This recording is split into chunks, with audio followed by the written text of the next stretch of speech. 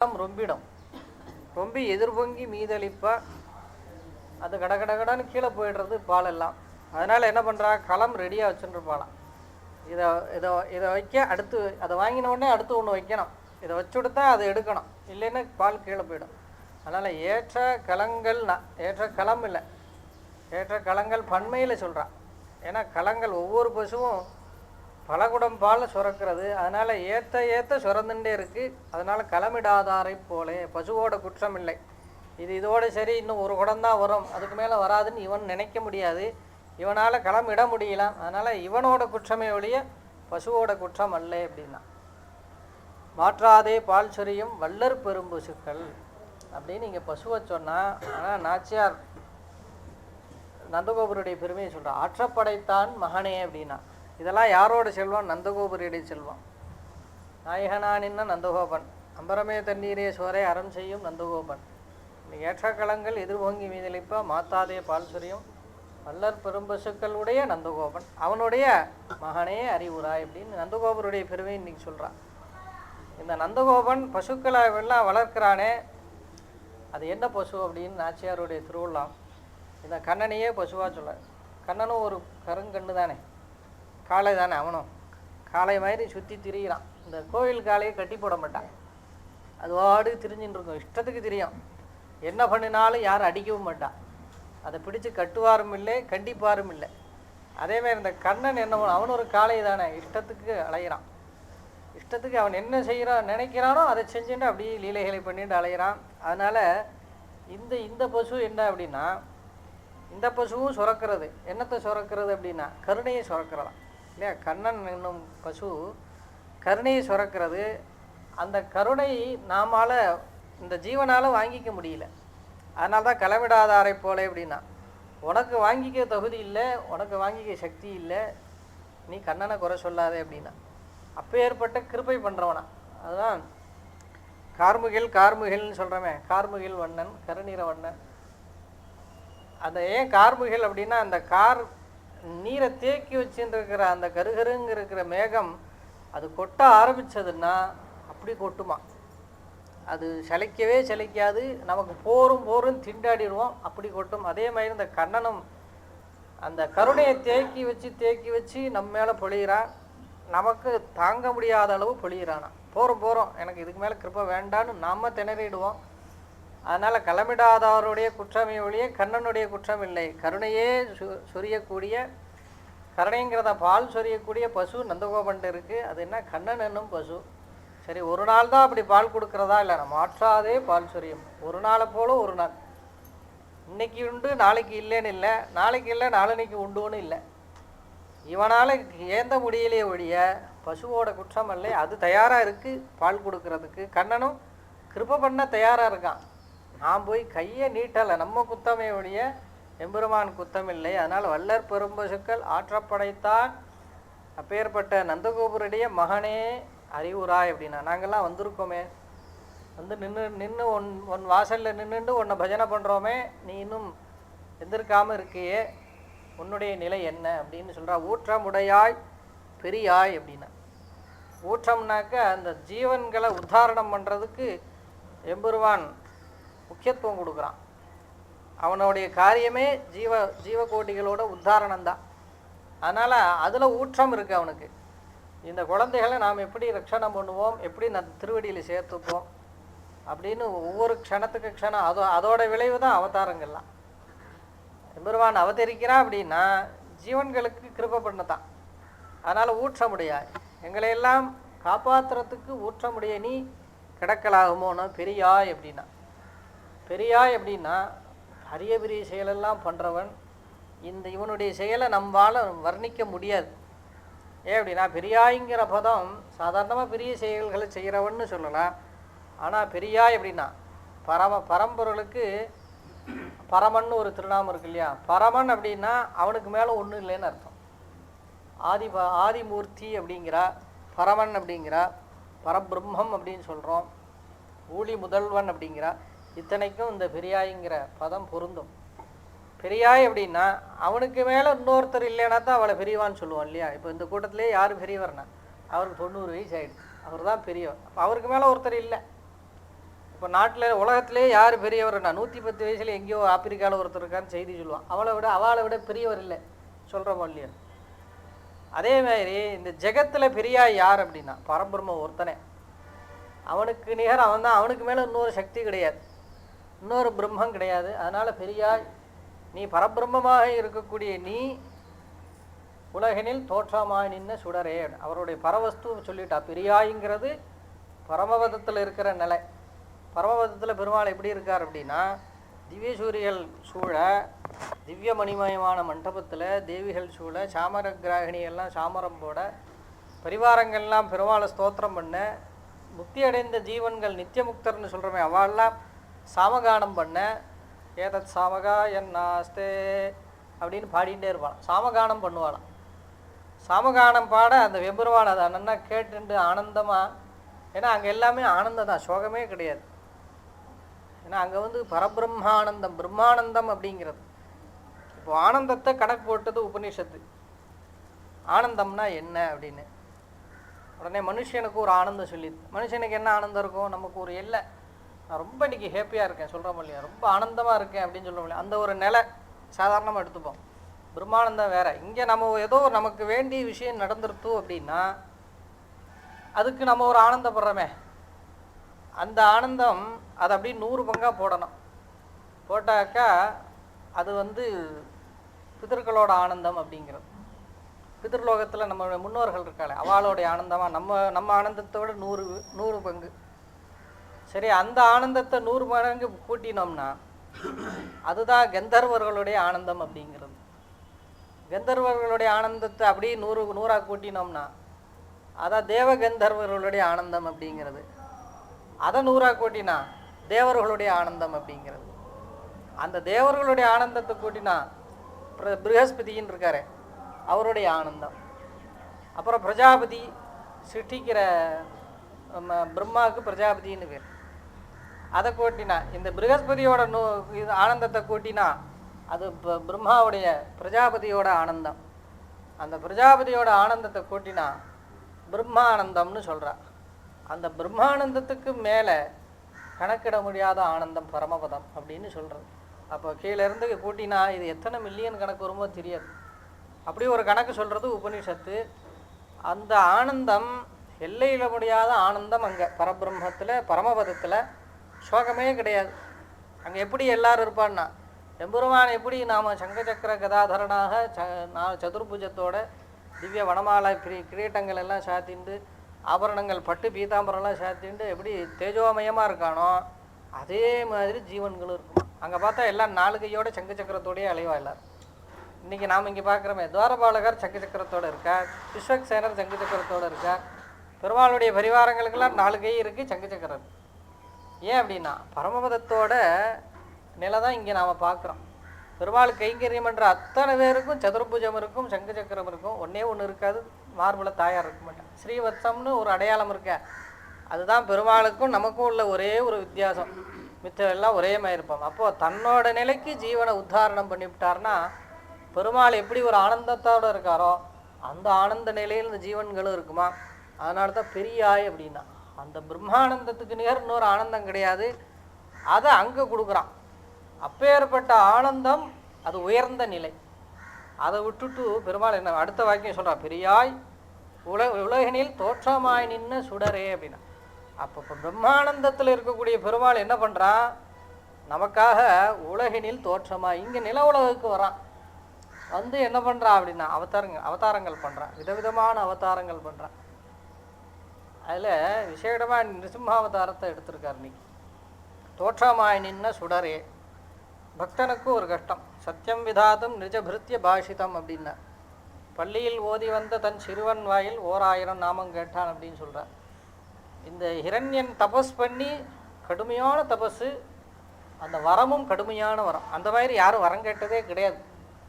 அப்படி ரொம்ப யோஜனை பண்ணி அது மரணம் கூடாது, இதில் மரணம் கூடாது, அங்கே கூடாது, இங்கே கூடாதுன்னு எத்தனை மேலே கூடாது கீழே கூடாது, அஸ்திர சஸ்திரங்களால் கூடாது, உள்ளேயும் கூடாது வெளியிலையும் கூடாது, தேவர்களாலும் கூடாது, மனுஷராலும் கூடாது, பறவைகள்னாலும் கூடாது, பரப்பன ஊர்வன எந்த ஜந்துக்களாலும் கூடாது, உன்னால் படைக்கப்பட்ட தேவர்களாலும் கூடாது. எத்தனை கேட்டுட்டான். தேவ மனுஷ கந்தர்வ யக்ஷ ராட்சத கிண்ணற எத்தனை உண்டோ அத்தனையும் கேட்டான். அங்கே ஒன்றுன்னா கேட்க கேட்க டிக் பண்ணிகிட்டே வராது பெருமாள் பரமபதத்தில். எல்லாத்தையும் கேட்டேடா, ஆனால் எல்லாம் கலந்தும் கூட பண்ணக்கூடாதுன்னு கேட்டிருக்கலாமோ இல்லையோ, தனித்தனியாக கேட்டான் எல்லாத்தையும். இதெல்லாம் கலந்து வந்தாலும் என்ன அதை ஒன்று விட்டுட்டான். ஏன்னா ஹிரண்யன் அவ்வளோ புத்திசாலி, கடுமையான தபஸ் பண்ணினா, ஆனால் ஒரு இதில் கோட்டை விட்டானே இல்லையா, தனித்தனியாக கேட்டானே ஒழிய நடுவில் ஒரு விஷயம் இருக்கிறங்கிறதே மறந்து போயிட்டான். அவனுக்கு புத்தியில் உரைக்கலை. காத்தால சாயங்காலம் கேட்டான், சந்தி இருக்கே, காலையிலையும் சாயங்காலம் சேர்ற இடம் ஒன்று விட்டுட்டான். மிருகங்களால் கூடாது, மனிதர்களால் கூடாதுன்னா நரமும் மிருகமும் சேர்ந்து வருமே, அதை விட்டுட்டான். அஸ்திரங்களால் கூடாது, சஸ்திரங்களால் கூடாதுன்னா கையில் நகம் இருக்க விட்டுட்டான். இப்படிலாம் விதவிதமான வரங்கேட்டும் கடைசியில் என்னாச்சுன்னா அவனுக்கு புத்தி வேலை செய்யலை, அவ்வளோதான். ஆனால் அந்த மனிதனுக்கு புத்தி அவ்வளோதான், இந்த ஜீவனுக்கு புத்தி அவ்வளோதான். எம்பெருமான் அதை விட புத்திசாலி, அவன் அதெல்லாம் பிளான் பண்ணுறான். அப்போ என்ன பண்ணினா, இவனுடைய சக்தியாலேயே அவனை அழிக்கணும். அதனால் அவனுக்கு பிரகலாதனை அவதரிக்க பண்ணி தன் பக்தனாக நாரதர் அதுக்கு உபகாரம். நாரதர் கர்ப்பத்திலேயே பிரகலாதனுக்கு உபதேசம் பண்ணுறார். கர்ப்பஸ்ரீமான்னு பேர் பிரகலாதனுக்கு.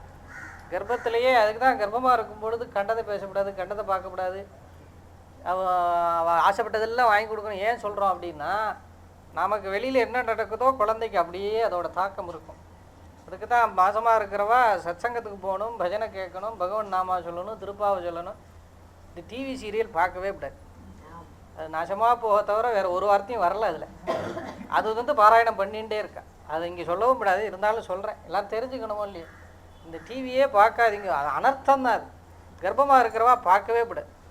அப்போது பகவான் நாமா சன்னி கேட்கணும், பகவான் நாமாவை சொல்லணும், பகவத் கைங்கரியம் பண்ணணும், பகவத் பிரசாதம் சாப்பிடணும். சாப்பிட்டா என்ன ஆகுனா பிரகலாதனை போல் ஒரு குழந்தை அவதரிப்பாங்க.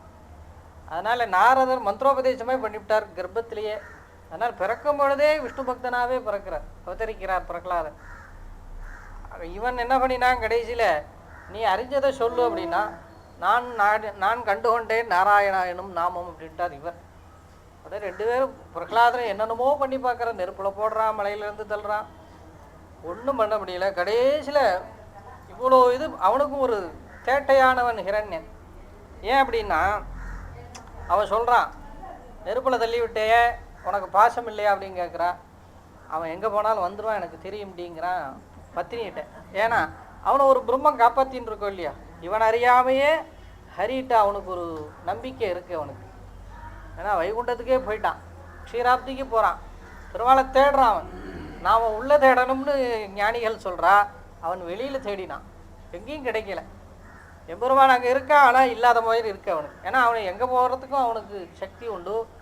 ஆனால் எம்பெருமான் இருக்கிற இடத்துக்கு போனால் எம்பெருமான் இருப்பார் அங்கே, ஆனால் இவன் கண்ணுக்கு தெரிய மாட்டான். ஏன் பக்தியோட தேடலையே, அகங்காரத்தோடு தேடுறான். அதனால் அவனுக்கு கிடைக்கல. கடைசியில் என்னாச்சுன்னா, எங்கடா இருக்கான், நீ என்னமோ சொல்கிறியடா, அவனை காமி அப்படின்னா. உடனே அவர் சொன்னார், அளந்திட்ட தூணை அவன் தட்ட ஆங்கே வளர்ந்திட்டு வாழுகிர் சிங்க உருவாய் உளந்தொட்டு இரணியன் ஒன் மார்வலகம் பிளந்திட்ட கைகளால் சப்பானின் பெரியாழ்வார் அனுபவம். அளந்திட்ட தூணை, அந்த தூணை காமிச்சா இதில் இருக்கானா அப்படின்னா, இதில் இருக்கானே அப்படின்னா, இதில் இருக்கானா, இங்கேயும் இருப்பான் எங்கேயும் இருப்பான், சத கூறிட்ட கூற்றிலும் முலன் நான் முதல்ல நீ 100 ஒரு கூரை 100 போட்டாலும் அதுக்குள்ளேயும் இருப்பான். அதெல்லாம் கிடையாது. இந்த தூணில் இருக்கானா, ஏன்னா அவன் தான் விஜயஸ்தம்பம்னு கட்டினாத. எல்லா இதையும் ஜெயித்த உடனே எல்லோரும் நாங்கள் ஜெயிச்சிட்டோம் ஒரு கொடியை நட்டிட்டு வருவாளே, அந்த மாதிரி இந்த எல்லாத்தையும் 3 லோகத்தையும் ஜெயிச்சதை பறைசாத்தனம்னு ஒரு பெரிய தூண் கட்டியிருந்தான். விஜயஸ்தம்பம்னு பேர். மன்னர்கள்லாம் கூட பண்ணுவாள், அதெல்லாம் இருக்குது. இன்றைக்கும் சில மன்னர்களோட விஜயஸ்தம்பங்கள் இருக்குது திவ்ய தேசங்களில். அப்போது அதில் இவனே பக்கத்தில் இருந்து கல்லெல்லாம் வச்சு கட்டி இப்படி பண்ணணும் அப்படி பண்ணணும்லாம் சொல்லி கட்டின அந்த தூண். அதனால் அவனுக்கு ஒரு நம்பிக்கை, இதில் இருக்க மாட்டான் அப்படின்னு. இதில் இருக்கானா அப்படின்னா, இருந்தான். இருக்கான்னு அப்படின்ன உடனே அளந்திட்ட அளந்து அவன் கட்டின தூண், அதனால் அளந்திட்ட தூணைன்னார் ஆழ்வார். அவன் தட்ட அப்படின்னார். அவன் போய் அடிக்கலாம் இல்லை, போனால் அந்த கதையை வச்சு தட்டணும்னு போனான், உடனே பிளந்து வந்துட்டாரான். ஏன்னா காரணம் காத்துன்னு இருக்கார் இல்லையா, அகிலம் நரசிம்ம கர்ப்பம் அப்படின்னார். நரசிம்மம் எல்லா இடத்துலையும் கர்ப்பமாக இருந்தாராம். தேசியன்கிற ஸ்லோகம், தேசியன்கிற மகான் சொல்கிறார், எம்பெருமானுக்கு ஒரு அவதாரத்துலேயும் ஒவ்வொரு அப்பா அம்மா உண்டு. இல்லையா? ஆனால் அந்த நரசிம்மாவதாரத்துக்கு மாத்திரம் அம்மா கிடையாது, தூண்ல இருந்து வந்தார் இல்லையா? அதனால் அவருக்கு ஒரு ஆசை, இப்படி நரசிம்மனுக்கு ஒரு அம்மா இல்லாமல் போயிட்டாலே அப்படின்னு சொல்லிட்டு அந்த ஆசை தீர அந்த தூணையே அம்மாவாக சொல்கிறார். ஸ்தூணா பிதாமஹ்ய பூத் அப்படின்னார். இந்த பிரகலாதனுக்கு ஒரு பாட்டி இருக்காடா அப்படின்னா யாருன்னா தூண்கிற அந்த தூண்கிறது ஆண்பால், அதை வந்து சொல்கிறார் ஸ்தூணா அப்படின்னு பெண்பாலாக சொல்கிறார். ஸ்திரீலிங்கம்னு சம்ஸ்கிருதத்தை சொல்கிறது. ஸ்தூபின்னாக்க ஸ்தூபிய ஸ்தூணா அப்படின்னார். பெண்பாலா சொல்லி பிதாமஹ்ய பூத், இந்த பிரகலாதனுக்கு இந்த தூண் பாட்டியாக ஆயிடுத்து அப்படின்னா. ஏன்னா இப்போ நம்ம நரசிம்மன் பிரகலாதனுடைய அப்பாவை பெற்றவள் பாட்டி இல்லையா? அதனால் அந்த நரசிம்மாவதாரத்துக்கு ஒரு அம்மா இருந்தால் யாருன்னா அந்த தூண் தான் அம்மானு அவர் ஒரு அனுபவம். அப்போது அந்த தூண் என்னாச்சுன்னா அளந்திட்ட தூணை அவன் தட்டின உடனே வளர்ந்துட்டு வாழுகிர் சிங்க உருவாயினான். பிரம்மாண்டமாக நிற்கிறாராம் விஸ்வரூபத்தோட. சிங்க உருவாய் உளந்தொட்டி இரணியன் ஒன் மார்வலகம் பிளந்துட்டான்னா. இரணியனை போட்டு என்ன பண்ணினா வரத்துக்கேற்ப எப்பவுமே பெருமாள் தேவர்களுடைய வரத்தையும் பங்கம் பண்ண மாட்டார், ஆனால் அந்த காரியத்தையும் முடிப்பார். பிரம்மா கொடுத்த வரத்தை பொய் பண்ணக்கூடாதுன்ட்டு காத்தால கூடாது, சாயங்காலம் கூடாது, ராத்திரி கூடாதுன்னா சந்தி வேலை 6 மணி 2 சேர்ற இடம், உள்ளக்கூடாது வெளியில் கூடாதுன்னா வாசப்படியில், ஆயுதங்களால் கூடாதுன்னா நகத்தை வச்சு கிழித்து என்ன பண்ணினானா உளந்தோட்டு அப்படின்னார் ஆழ்வார். உள்ளே போய் குடையிறாராம். குடலெல்லாம் பிளந்து போட்ட ஆந்திரமாலாதரம் தேவம்னு சொல்ல, அந்த ஆந்திரம்னா குடல், அதை உருவி மாலையாக போட்டுண்டாராம். போட்டுன்றதுக்கப்புறம் உள்ளே தொலாவுறாரா. என்ன அப்படின்னா இன்னொரு பிரகலாதன் யாரும் இருக்கானா உள்ள அப்படின்னு ஒரு ஆசையாம் பெருமாளுக்கு. ஏன்னா ஒரு பிரகலாதனை இப்படி இருக்கே, இன்னொரு பிரகலாதன் தான் தேவலையே அப்படின்ட்டு உளந்தொட்டு அப்படின்னு ஆழ்வார் ஏன் சொல்கிறாருன்னா உள்ளே அப்படியே குடையிறாராம். ஏன்னா இன்னொரு பிரகலாதன் யாரும் உள்ள இவன் வயிற்றுல தானே வந்தான், அந்த பிரகலாதன் இன்னொருத்தன் இருக்கானோ அப்படின்னு தொலைவினானா. உளந்தொட்டு இரணியன் பிளந்தான் அப்படின்னா பிளந்திட்ட கைகளால் சப்பானி கோளரின் உருவங்கொண்டு அவனன் உடலம் குருதி குழம்பியலை கூறுகிறாள் கிழிச்சானான். அந்த ரத்தங்கள்லாம் தெளிக்க அதை கிழித்து மாலையாக போட்டுண்டு அப்படி நிருசிம்மாவதாரம் ஏன் பண்ணினார் அப்படின்னா மீள அவன் மகனை மெய்மெய் கொல கருதி அப்படின்னார். இந்த பிரகலாதனுடைய வார்த்தை இருக்கு இல்லையா, அந்த வார்த்தையை மெய்மை செய்யணும், உண்மை செய்யணும் இல்லையா. சத்தியம் விதாத்தும் நிஜ பிருத்திய பாஷிதம் பாகவதத்தில் அதை அப்படியே தமிழ் படுத்துகிறார் ஆழ்வார். மீள அவன் மகனை மெய்மெய் கொல கருதி. சத்தியம் மெய்மைனா சத்தியம், சத்தியம் விதாதும் நிஜ பிருத்திய பாஷிதம். பாகவதத்தை தான் ஆழ்வார் அப்படியே பண்ணுவார். சம்ஸ்கிருதத்தில் உள்ளதை அப்படியே தமிழில் பண்ண. நம்ம பெரியாழ்வார் திருமொழி சேவிச்சாலே ஸ்ரீமத் பாகவத பாராயணம் பண்ண பலன் கிடைச்சிரும். அதில் அர்த்தம் புரியாது, ஆனால் இதில் அர்த்தம் புரியும் நன்னா. அதனால் எங்கெங்கேயோ தேடி அலைய வேண்டாம். பாகவத பாராயணம்னா அந்த 400 பாசனம் ஜெயிச்சா போகிறோம். பாகவதம் இருக்குது, 7000 ஸ்லோகம் இருக்குது, இது 450 பாட்டு, சுருக்கமாக முடிஞ்சிடும் இல்லையா. அப்பேற்பட்டதான ஆழ்வாருடைய சுக்திகளை நாம் அனுபவிக்கணும். ஒவ்வொரு அவதாரங்களையும் விசேஷமாக அங்கே சொல்கிறார். அப்படி கிழித்த உடனே என்னாச்சு, உக்ரம் தாங்கலை, லோகமே நடுங்கிறது, யாராலையும் கிட்டக்க போக முடியல, தேவி கூட பக்கத்தில் போக முடியலையா. போய் பிரம்மா சொன்னாராம் நீர் போய் சாந்தப்படுதும். அவர் யார் அப்படின்னு கேட்டாலாம் தேவி. ஏன்னா அப்படி ஒரு உக்ரஸ்வரூபம், சாந்தமாக தானே சேவிச்சிருக்கா தேவி. இது வரைக்கும் இந்த மாதிரி பெருமாளை சேவிச்சதே இல்லை. சாந்தாகாரம் புஜகசேனம் பத்மநாபம் சுரேஷம் விஸ்வாகாரம் ககனசதுரசம் மேகவர்ணம் சுபாங்கம்னு சாந்தாகாரமாக பெருமாள் எப்பவும் சாந்தஸ்வரூபியாக அந்த பவளவாய் சிரிப்போட அந்த கமல கண்களோட அப்படி அவர் நிற்கிற அழகை சேவிச்சுட்டே இருக்கலாம் இல்லையா. அப்பேற்பட்ட பெருமாளைத்தான் தாயார் இது வரைக்கும் சேவிச்சிருக்கா, கைங்கரியம் பண்ணிருக்கா. ஆனால் இது அகோரமான ஸ்வரூபம், அதுவும் அந்த உக்ரம் கண் தெரிக்கிறது. சட்டாபட்டல பீஷணேன்னு சொல்கிறார். அந்த சட்டாபட்டலம்னா அந்த முடி இருக்க பெட்டரி மயிர் அப்படியே அந்த ஃபேன் போட்டால் அப்படியே ஆடுற மயிர் இப்படி இருக்கான். அந்த உக்ரத்தினால மயிர் பூச்செரியும் இல்லையா, சில பேருக்கு அப்படி குத்துட்டு நிற்கும். இந்த உக்ரத்தில் அந்த சட்டாபட்டலம் அப்படி சட்டாபட்டல பீஷணே சரபஜா அட்டஹாசோத்படேன்னு அந்த ஸ்லோகத்திலே கடகடான்னு சொல்கிறார். சரபஜா அட்டஹாசம் பண்ணுறாராம் பெருமாள். அட்டஹாசம்னா என்ன, இங்கே ஓடுறார் அங்கே ஓடுறார், தாங்கலை உக்ரம், அவரால் நிற்க முடியல. இரண்டனை கிழிச்சாச்சு, எத்தனை இரண்டனை கிழிக்க முடியும், ஒருத்தன் தானே இருக்கான், இன்னும் வந்தால் கிழிச்சு தள்ளிகிட்டே இருப்பார். அப்படி ஒரு கோபமாக கிழிக்க இன்னும் யார் இருக்கா அப்படின்னு தவிக்கிறாரா. இன்னும் யார் பக்தனை எவன் இம்சம் பண்ணுறான், நான் போய் கிழிக்கணும். அந்த கோபம் அடங்கலை. அப்போது விராட்டி போனால் விராட்டி பயந்து ஒதுங்குறான். இது என் பெருமாள் மாதிரியே தெரியலையே அப்படிங்கிறான். உடனே சொல்கிறார், ஈஸ்வரன் வரார், வந்து பிரகலாதனை அனுப்புகிறார். நீ தான் வந்து அவதாரத்துக்கு காரணம், உன்னால தான் பெருமாள் இப்படி அவதரிச்சார், நீ போனாத்தான் சாந்தம் அடைவார் அப்படின்னு சொன்னதுக்கப்புறம் பிரகலாதன் போய் ஸ்தோத்திரம் பண்ண சாந்தமாகி தன் மடியில் உட்காந்து வச்சுட்டு பிரகலாதனை லாலனை பண்ணுறார். பண்ணி உச்சி முகந்து உனக்கு என்ன வேணும்னு கேட்டார். அப்போ பிரகலாதன் சொன்னால், ஏதாவது கேட்டிருக்கலாமா இல்லையா? ஒன்றும் கேட்கல. தேவரையர் திருவுள்ளம் என்னவோ அது போகிறோம். அடியன் கேட்குறது என்னென்னா, உன் திருவடியில் பக்தி ஸ்ரத்தை எனக்கு வேணும், அது மாத்திரம் எனக்கு மாறவே வேணா. இற்றைக்கும் 7 பிறவிக்கும்னு நாச்சியார் சொன்னதை அங்கே கேட்குறேன், அதுதான் எனக்கு வேணும் அப்படின்னார். உடனே பெருமாள் சொன்னார், அதெல்லாம் நான் எல்லாம் கொடுப்பேன், உனக்கு என்ன வேணும் கேள் அப்படின்னார். சொன்னால், எங்கள் அப்பாவுக்கு மோட்சம் கொடும் அப்படின்னார். எங்கள் அப்பா மேலே நீர் கோவிச்சிக்காயிரம், எங்கள் அப்பாவுக்கு மோட்சம் கொடுக்கணும்.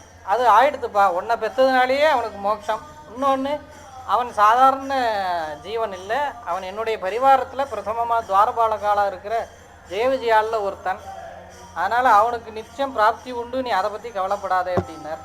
அதுக்கப்புறம் பெருமாள் கடகடன் தானே எல்லாம் சொல்கிறார், நிறைய கொடுக்குறார் வரான்.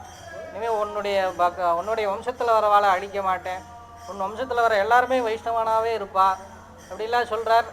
அப்புறம் நீ இந்த ஜெகத்தை திரிலோகத்தையும் ஆட்சி பண்ணி நம்முடைய சம்பிரதாயத்தை விஷ்ணு தர்மத்தை ஸ்தாபித்து பரமபத்துக்கு அப்புறம் வரலாம்னு சொல்லிவிட்டு அனுகிரகம் பண்ணிவிட்டு பெருமாள் போகிறதாக அங்கே சரித்திரம்.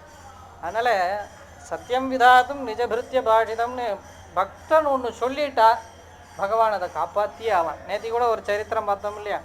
குழந்தை இல்லைன்னு சொன்ன ஒருத்தனுக்கு கர்மானால் குழந்தை கிடையாது, ஆனால் கருணையினால் பகவான் கொடுத்தா. ஏன்னா அவன் சொல்லிட்டான், அதனால் இல்லையா? முடியாதுங்கிற விஷயத்தை கூட நமக்கு வேண்டியவா சொன்னால் அதை எப்படி முடிக்கலான்னு பார்க்குறோமோ இல்லையா? முடிச்சிடுறோமோ இல்லையா? அல்பமான விஷயத்துக்கே நம்ம பார்க்குறோம். இங்கே ஏதோ ஒரு கவர்மெண்ட் ஆஃபீஸுக்கு போவோம், அதெல்லாம் முடியாது சார், அந்த ஃபைல் வேணும், இது வேணும், அது வேணும், இது வேணும்பா. கடைசியில் யாரோ ஒருத்தர் சிபாரிசு பண்ணாருண்ணா, எந்தப்போ முடிச்சிருவோம், மறுநாள் வந்துடும். ஏன் அது அப்போ முடியாது, இப்போ எப்படி முடிஞ்சது அப்படின்னா சொல்கிறவா சொன்னால் முடியும். அதே மாதிரி இது அல்பமான விஷயம் இப்போ பார்க்குறோமோ இல்லையா? அது பரபிரம்மத்துக்கு அப்படி உண்டா? அவன் சர்வசக்தனாச்சே. ஆனால் சொல்கிறவா சொல்லணும். ராமானுஜருக்கு காமிச்சதுனால தான் அன்றைக்கி தாசருக்கு அப்படி ஒரு கண் தரிசனம் கிடைச்சது. இல்லைன்னா சாதாரணமாக அவர் போயிருந்தால் ரெங்கன் பார்த்துருப்பானா அப்படி. அதனால் சொல்கிறவா சொன்னால் எந்த காரியமும் நடக்கும். அதனால் பக்தன் சொன்னால், அதனால் அகிலம் நிருசிம்ம கர்ப்பம் இவன் எங்கேருந்து சொன்னாலும், அதனால் துரும்புலையும் பெருமாள் அன்றைக்கி இருந்தாராம், எங்கே சொன்னாலும் வரணும். அதான் 2 அவதாரத்தை சிறப்பாக சொல்ல. வாமன அவதாரம் வெளியில் பண்ணின சரித்திரம், அது வெளியாக இந்த திரிலோகத்தும் தன்னுடையது, கீழே மேலே அனைத்தும் தன்னுடைய வஸ்துன்னு நிரூபித்தார் வாமன அவதாரம் திரிவிக்ரமனாக. அது வெளியில் நிரூபணம் பண்ணுது, அந்தரமாக உள்ள நிரூபணம் பண்ணது இந்த அந்தர் பகிஷ்ச தத் சர்வம் வேதம் சொல்கிறது. அந்தர்னா உள்ளே, பகினா வெளியில், சர்வம் வியாபிய நாராயணம், நாராயணனே எல்லாத்துலேயும் ஆக்கிரமித்து வியாபிச்சிருக்கான்னு வேதம் சொன்னதுக்கு இந்த 2 அவதாரம் பிரமாணம். ஒன்று வெளியில் அளந்தது வாமன அவதாரம் திரிவிக்ரமனாக, உள்ளே இருந்தது நிருசிம்ம அவதாரம். ஏன்னா அகிலம் நிருசிம்ம கர்ப்பம்னு ஒரு வாக்கியம் போடுறார். அகிலம்னா சின்ன துரும்பு உள்பட, அந்த தூணில் மாத்திரம் அன்றைக்கி அவர் இல்லை, அவன் எங்கே சொல்கிறானோ வரணும். அதனால் அகிலம் நிருசிம்ம கர்ப்பம்னு சொல்கிறார். ஒரு துளி உண்டு இடம் கூட விடாமல் அத்தனையும் நிருசிம்மன் நிறைஞ்சிருந்தானா. அதனால் உள்ளும் புறமும் இருக்கிறதான எம்பெருமான் இந்த 2 அவதாரத்தில் தானே பரபிரம்மம்னு நிரூபிக்கிறார். அதுதான் உலகினில் தோற்றமாய் நின்ன சுடரை. எங்கேயோ பரமபதத்தில் இருக்கிற எம்பெருமான் நித்திசூரி தானே பார்க்க முடியும், நாமெல்லாம் கண்ணால் காண முடியுமோ? அதனால் தோற்றமாய் நின்ன சுடரே அப்படின்னா கண்ணாலே காணலாம்படி இருக்கும் சுடர். சுடர்னா என்னன்னா அழுக்கு இல்லாத ஒரே ஒரு வஸ்து நெருப்பு தான், அந்த சுடர் தான். மித்ததுக்கெல்லாம் அழுக்கு உண்டு இல்லையா? ஜலத்தில் அழுக்கு சேரும், காற்றுல அழுக்கு சேரும், பூமியில் அழுக்கு சேரும், வானத்தில் அழுக்கு சேரும். பஞ்சபூதங்களில் ஒன்று தான் அழுக்கே ஆகாது, அழுக்க போட்டாலும் அதை சுத்தி பண்ணிவிடும், அது ஒன்று நெருப்பு. அதனால தான் பெருமாளை நெருப்புக்கு சமமாக சொல்கிறான். நெருப்போட குணம் எதையும் சமணம் பண்ணிவிடும், நெருப்புக்கு அடங்காத வஸ்து எதுவுமே கிடையாது. அதே மாதிரி எம்பெருமானும் அப்படி தான், சுத்தமானவன். நெருப்பு ஆசையாக தொட்டாலும் சுடும், கோபமாக தொட்டாலும் சுடும் இல்லையா? இல்லையா? அதுக்கு குணம் ஒன்று சுடுறதான். அதே மாதிரி எம்பெருமான் என்ன பண்ணான்? பக்தியாக பிரேம பண்ணுறவாளுக்கும் கிருபை பண்ணுவான், ஹிரண்யனை போல இருந்தவாளுக்கும் கிருபை பண்ணுவான். ஏன் அப்படின்னா அது ஹிரண்யன் விரோதியாக பெருமாளையும் நடிச்சுட்டு இருந்தான், பிரகலாதன் பக்தனாக பெருமான். எப்பயுமே பக்தனை விட இந்த விரோதிகள் சரித்திரங்களில் ஆழ்வார் ஆச்சாரியெல்லாம் சொல்கிறா, இவாளை விட அவள் தான் நிறைய நினச்சிட்டே இருந்தாளா. ஏன் அவளுக்கெல்லாம் மோட்சம்னா நாஸ்திகவாதி ராமாயணம் படிக்கிறது, ஆஸ்திகன் ராமாயணம் படிக்கிறத விட நாஸ்திகன் ரொம்ப படிப்பான். ஏன்னா கேள்வி கேட்கணும் இல்லையா, கேள்வி கேட்கணும். அதனால் நாம் கூட அவ்வளோ கவனமாக வாசிக்க மாட்டோம் ராமாயணத்தை மகாபாரதெலாம்.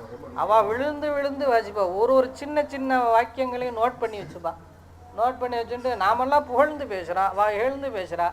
ஆனால் பெருமாள் என்ன சொல்கிறா, ஸ்ரத்தையா ஹேளையாவான, நீ ஆசையாகத்தான் சொல்லு, கோபமாகத்தான் சொல்லு, என் நாமத்தை சொல்லிட்டு இல்லையா, அதனால் உனக்கு கிருப்பை. அதனால் என்னாச்சுன்னா, அப்போ அவளுக்கே அப்படி ஒரு அனுக்கிரகம்னா எம்பெருமானையே நம்பி அவனை நம்பிக்கையோடு சொல்கிற பக்தாளுக்கு எவ்வளோ கிருப்பை கிடைக்கும் இல்லையா. அதனால் அவன் திருவடியவே நினச்சிட்டு இருக்கணும். ஊற்றமுடையாய் பெரியாய் இந்த தோற்றமாய் நின்ன சுடரே. அப்போது சாதாரண ஜீவன்கள் கண்ணாலே காணலாம்படி அவதரிக்கிறார் பெருமாள். அப்பேற்பட்டதான சுடரே துயிலலாய் அப்படின்னா நீ எந்திருக்க வேணும் அப்படின்னா, மாற்றார் உனக்கு வழிதொலைந்து உன் வாசற்கண். மாற்றார்னா எதிரிகள். யார் எதிரிகள்னா, பக்தர்களை யாரெல்லாம் தொல்லை பண்ணுறாளோ ஹிம்சை பண்ணுறாளோ அவள் பகவானுக்கு எதிரி. அவள் என்ன பண்ணுறா அப்படின்னா ஒரு க்ஷணத்தில் கிழிச்செறிஞ்சிடறான் இல்லையா. சில பேரை திருத்தி பண்ணிக்கொள்கிறான். சில பேர் என்ன பண்ணினா அந்த சங்கநாதன் கேட்ட உடனே நடுங்கி போய் கீழே விழுந்துட்டாலாம் மகாபாரத யுத்தத்தில். அப்புறம் என்னாச்சுன்னா அந்த தோற்று போன அரசர்கள்லாம் என்ன பண்ணினா அப்படின்னா, நம்ம வீரத்தெல்லாம் கீழே போட்டு எம்பெருமான சரணாகதி பண்ணாலாம், உம்மோட மோதுறதுக்கு எங்களுக்கு யோக்கியதை இல்லை, அனுக்கிரகம் பண்ணணும் சில அரசர்கள்லாம் வந்து நிற்கிறான்.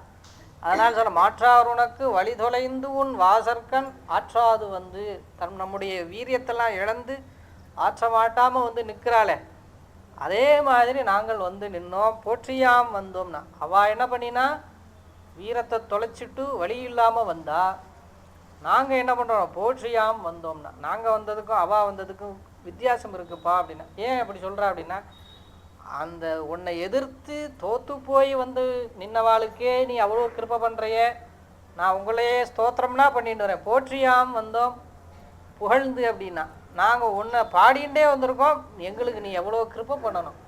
அதனால் தன்னுடைய ஆத்தமாட்டாமை ஜீவன் வந்து எல்லாத்தையும் தொலைக்கணும்.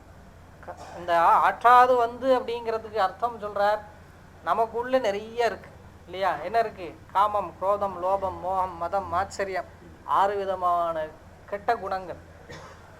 இந்த பஞ்சபூதம் மாதிரி பஞ்ச இந்திரியங்கள் உள்ளே இருக்குது. கண்ணு காது மூக்கு வாய் இந்த சரி இந்திரியங்கள் இதெல்லாம் வந்து என்ன பண்ணுறது அப்படின்னா நம்மளை போட்டு அமுக்கிறது.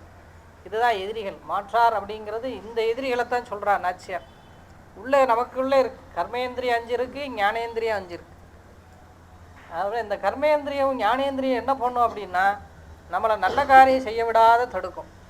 இந்த கால் பெருமாளை நோக்கி போகாது, இந்த கை எம்பெருமானுக்கு தொண்டு செய்யாது, கண் எம்பெருமானை பார்க்காது, காது எம்பெருமான் குணங்களை கேட்காது, வாய் எம்பெருமான் நாமத்தை பாடாது, மித்ததெல்லாம் ஏதோ பண்ணின்னு இருக்கும். இது வந்து கர்மேந்திரியங்கள். உள்ளே இருக்கு இல்லையா ஞானேந்திரியம்னு இருக்க நம்ம புத்தி மனசு, இதெல்லாம் என்ன பண்ணுறது அப்படின்னா இது எம்பெருமானை சிந்திக்காமல் பண்ணுறது.